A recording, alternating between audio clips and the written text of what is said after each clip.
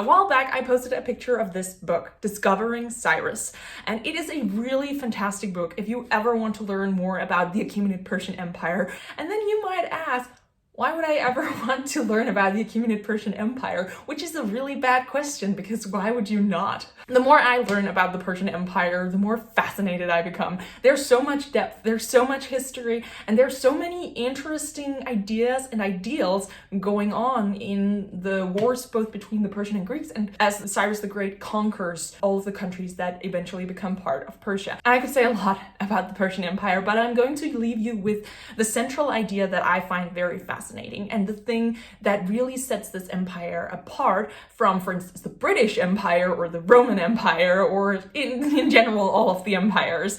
The thing that the Persians did that was so groundbreaking was that at this time, when people conquered each other, they basically destroyed all of the monuments, all of the culture.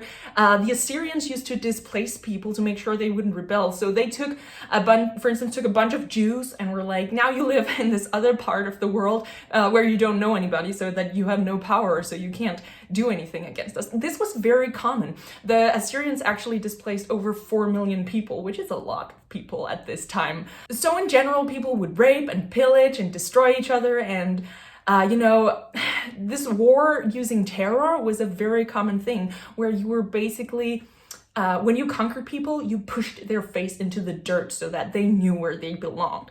And then Cyrus the Great comes along, and he uses different methods.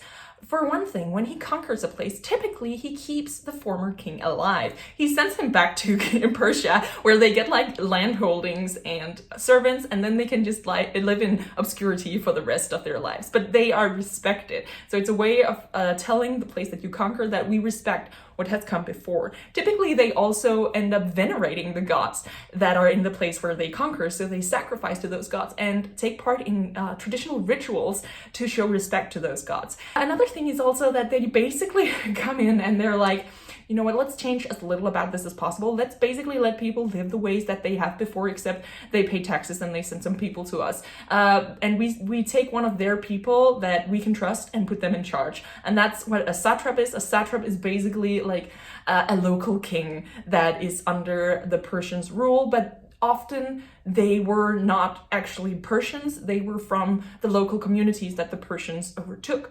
And this created an environment where the Persian Empire became incredibly stable compared to other empires of that era, because people didn't mind as much being part of the empire. And don't get me wrong, there were plenty of rebellions and plenty of heads on spikes, but not as many as compared to previous empires. And that's one of the things that I find so interesting about the Persian Empire, is this relativity, that relative to the other empires of the time, they're the good guys, even if they put heads on spikes and do a lot of much worse things. But you can read this book to find out about those.